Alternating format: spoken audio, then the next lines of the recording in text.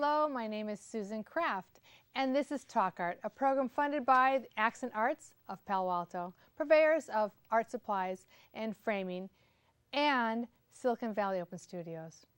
Every year, during the first 3 weekends of May, more than 300 Silicon Valley artists open up their studios to the public. This is a free event which lets you discover some new, exciting artistic talent. Or you can get up close and personal with some of your favorite artists. First, you can find out more about Open Studios by browsing to svos.org. Today, we're going to talk to 3 dynamic artists, Gutfreund, Hanna Regev, and Lenz, a sculptor and a multimedia artist. We're going to discuss money, museums, and women's art. But first, I want to tell you, now this is what first I want to talk to you about. First, I want to talk to you about a couple of new women art nonprofit events glistening on the horizon. Right in San Francisco, we have a vibrant art group, the Fund for Women Artists. They're promoting the second International Support Women Artists Now Day, otherwise known as Swan Day. It's held worldwide on the last Saturday of March. If you want to go to a West Coast Swan Day event, see the Alameda Artworks calendar for a San Jose Swan Day event. From the East Coast, 5 female artists explore the competing demands of muse and family in a film titled Who Does She Think She Is? This film is an engaging documentary about the struggle to create art while nurturing life. Let's take a look at the trailer from the website.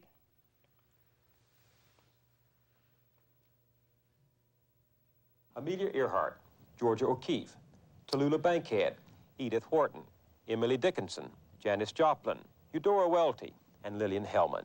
None of them, not one, had children. Between the two of you, can you name 5 female artists?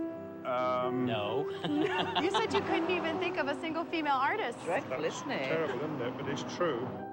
We have 80% female students at the School of Visual Arts, but in the real world, we have 70 to 80% male artists in galleries and museums. I had a museum director in my studio, and he said, well, you know, you're really never going to be taken seriously because you're a woman and you're a mother. Art about women's bodies, motherhood, childbirth, these things are always ghettoized. None of that is seen as integral to mainstream art world exhibition. And our worlds include 52% women. Everyone said, you can't be a mother and be an artist. I was really torn because I wanted to dedicate myself to my kids, and yet I wanted to be in the studio all the time. I had lots of people saying I was selfish. I don't want my children to look back and think, well, you know, my mom was never there for me. So I've had to put my art in the background. I struggle with that every day. A lot of people in my community may not really even know that I'm an artist. I've found this times in my life when I haven't had time to do art, I go crazy. Theater is the best of me that I have to offer. It's a calling, and the call keeps getting louder, and I have to answer it. I am in the middle of a forest. There are no paths. I have no companions, and I hear wolves. My friends come over, they're just like, wow, there's a naked person having a baby on your table. I wish she would just not be so graphic. I think we sort of wanted this Brady Bunch suburban lifestyle that we saw. You know, we wanted to fit in and be regular. If you have the urge to be creative, then it's imperative that you express it. We pay lip service to caring deeply about artists and mothers, but we don't support them. You have to find your audience. Women need to feel empowered to get their work out there. A lot of people, I'm sure, would be like, who does she think she is? But you know, when you succeed at it, you can just smile and say, well, that's who I am.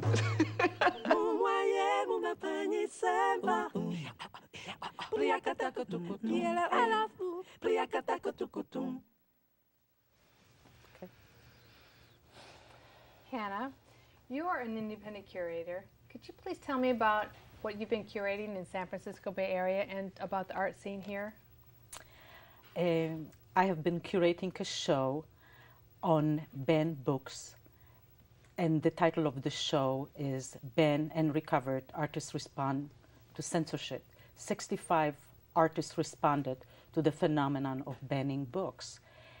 And that took place simultaneously at 2 sites. One was in San Francisco, and the other one was at the African American Museum. It was really to raise awareness to this whole phenomenon that occurs in schools and public libraries. Over 8,700 books have been banned throughout the country, and this is logged by the American Library Association that is headquartered in Chicago. How many did you say? Over 8,700 that we know of, not every book that is... I had no idea. You know, I knew about this. In fact, I came to your preview show in San Francisco. I didn't know there was, I mean, I really didn't know there was over 8,000 books that have been... And the other impetus for doing the show was really to look up what has been happening to the First Amendment to our Constitution during the 8 years of the Bush administration. As we know, so much has been really disregarded, and we really wanted to raise awareness before the election. So that was really perfect timing. Yeah, it was. It was great. It was great. Now we have an image of one of the pieces that was in one of your shows. There, it's already up on the screen. Can you tell me about the Banned and Recovered show in this piece that we're seeing right now? Yes, I would love to talk about it, because this particular piece crystallizes the very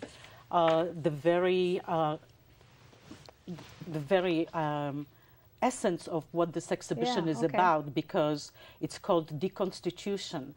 This piece is called Deconstitution? Deconstitution. Who's this by? Who actually did it? Because there's many pieces that came and were in the show. So how many pieces were actually in the show? 65 pieces, okay. And they were And Louise Dugato was the curator, I mean not the curator, the creator of that particular piece that was shown a moment ago? He's a photographer by profession and known internationally. Okay. And he created that really to raise awareness to how much our Constitution has been damaged, and really realize. Yes. And so really he actually used the Constitution as the banned book. Rather than most of the other artists used books. What did some of the, like Alejandra, what did she use as her book? The House of Spirits by... Okay.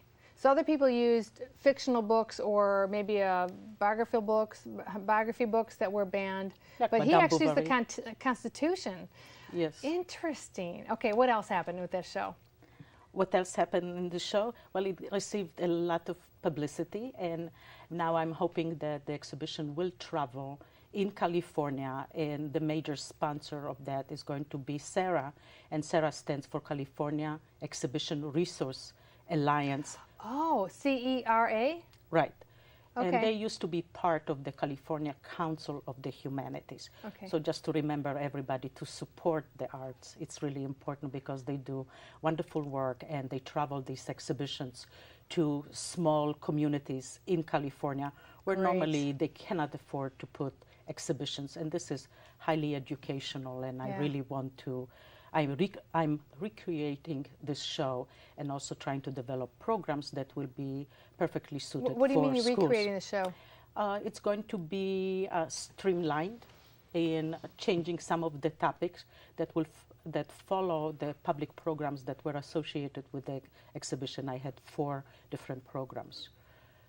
And then also targeted to the curriculum and what kids read in schools are supposed to read.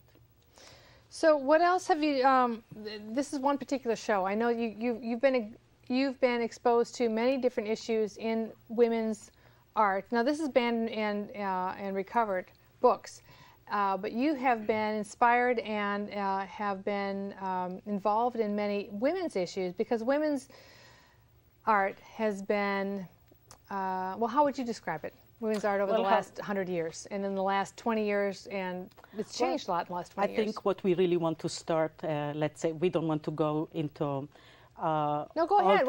There's a book that there was the book that everyone got in Art History 101, and that book is called, in the 70s, what was that book, in the 60s and 50s and 40s, what was that book called? There was the famous Johnson book, Art History, that only 2 women artists were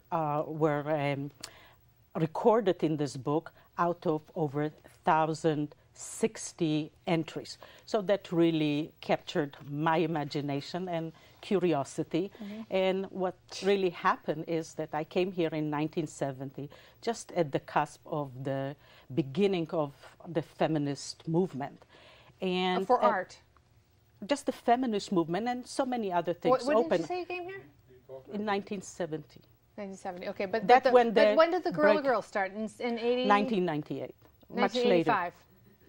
The Guerrilla in 85, right? Were they 85? Yes. They started in 85 in New York. But you were here at the cusp of the women's movement. But 85 was when the Guerrilla Girls started in New York. Because you were from New York. Yes. Okay. And this is the time where Linda Nochlin, a professor of art history, and she's a specialist in Renaissance, but she's the one who asked the question, why have there been no women artists? Yeah. And that really... And it's not true. It's just that they haven't been recorded in time. Exactly. So I actually need to move on to Karen. I want to talk to Karen. No, and I want to say that just about a year ago, we celebrated that very question and really looking at where women...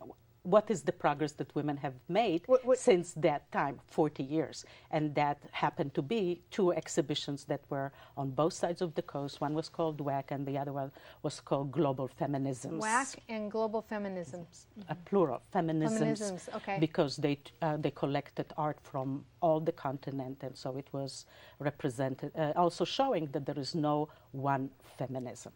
Great, that's great. Now, Karen, you came to California from New York. You worked at MoMA. You've done many things. You were schooled in New York, and you are here now. You've been here for several years, more than several years. 10 years now.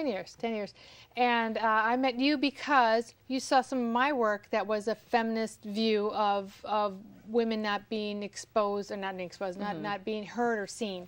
And you said, you need to be involved with what I do. And I said, thank God. I didn't know where I was going to go with this work, right? And then you opened up a whole world to me. In fact, that's how I met Hanna, because of you, through the Women's Caucus. Yes. Okay.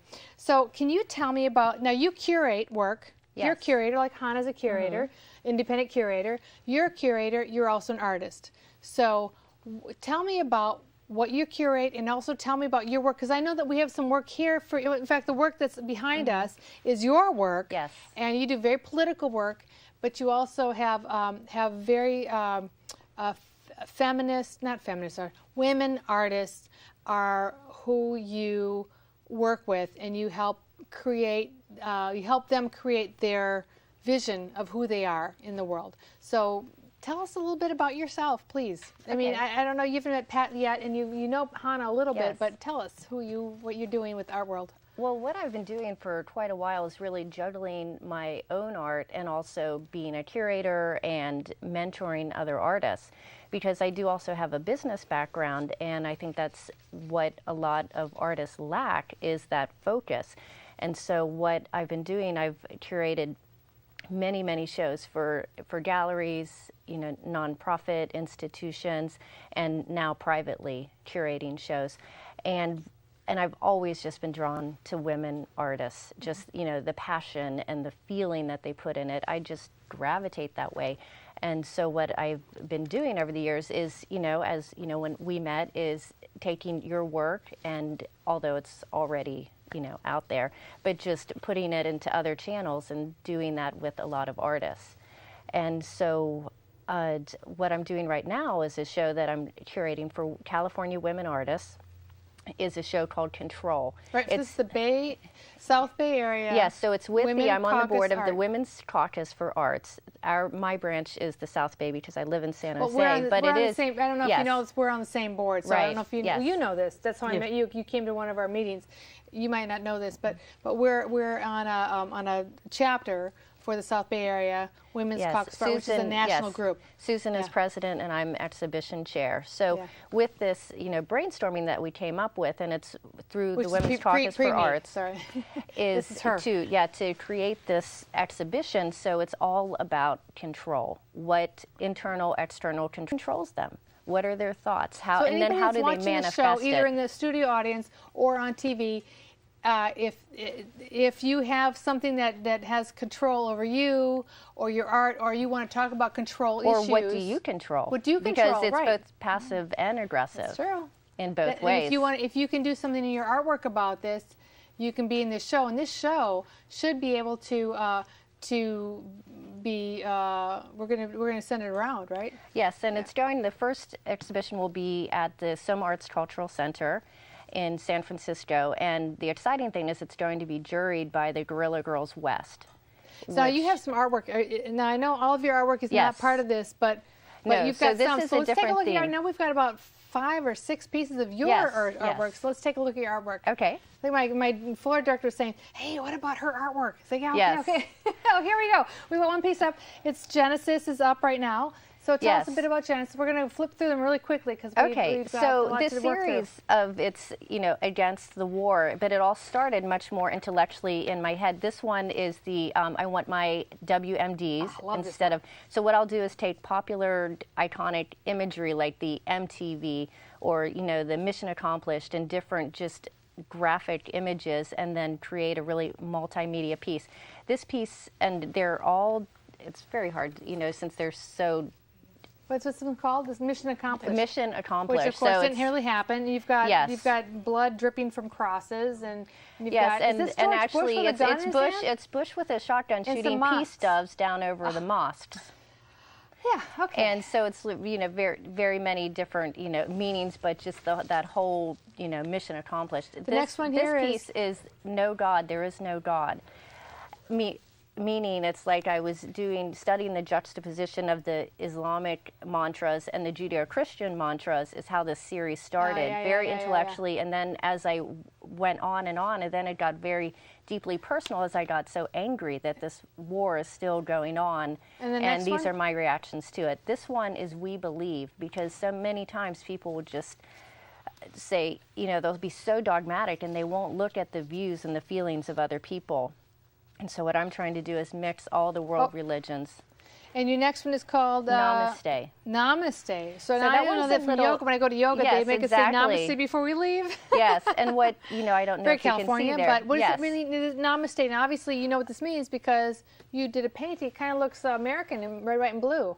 Yes, most of my work, it's the red, white, and blue. And with that, which you may not be able to see, is there's a mosque and a church.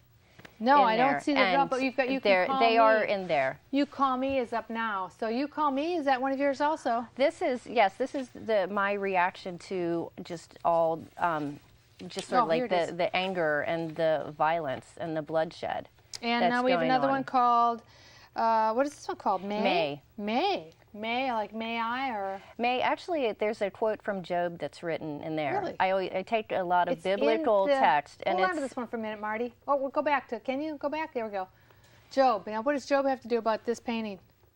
I put biblical text in all my paintings. It's hidden. You may not be able to see it, but it's there. Okay. So Job is, everyone knows Job, and Job is where the guy gets boils, his kids die, his wives die. Yes, just all the angst.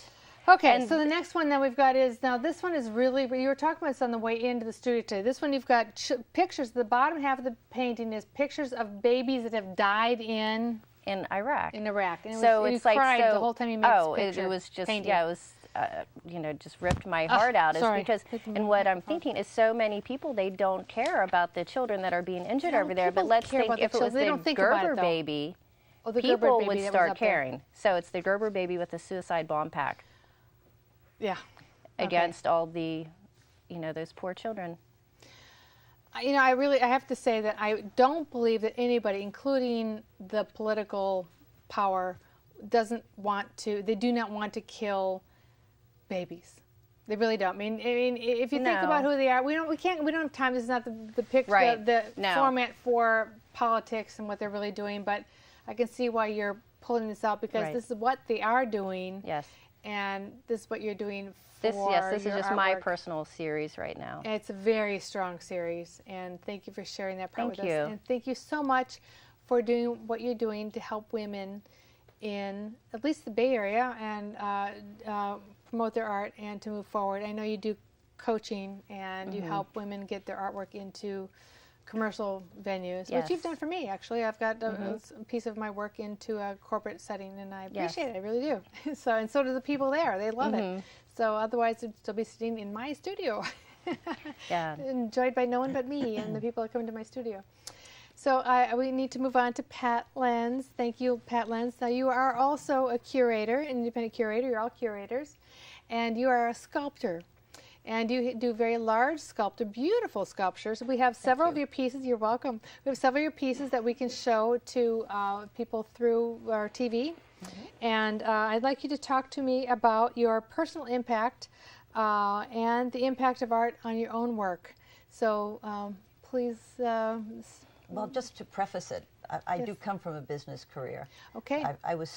I majored in sculpture in school, and I taught art for a while, but then I opened a business of my own. I was a restaurateur and a chef very early on. I was one of the first women chefs in New York, and 4 stars from the New York Times, so my cooking was good anyway. Yes, right, because you come from New York. I do. And in fact, we share that background. I didn't know that. And you still have an apartment in New York where you go to every couple months, like I used to go to New York every couple months for my studio. So that was one of the things we found out we had in common. Absolutely. Was that we travel to New York because we need to go. That is the center of our world. It is. It is. And you have it's to nourishing. Go there. It's yeah, wonderful. It is very nourishing. Yeah. Although it is wonderful to live in California. Oh, I have the best of both worlds. Yeah, I'm really very fortunate. It is great. It is great to go. So I had my restaurant for 7 years, and after that, I moved over to the North Fork of Long Island, where I started the second winery on Long Island.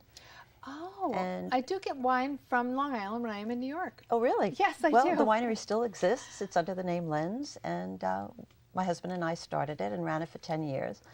And he really wanted to live in California, so we moved to Calistoga. And I had always kept my hand in sculpting. I always kept a studio, and I always drew and went to life drawing classes.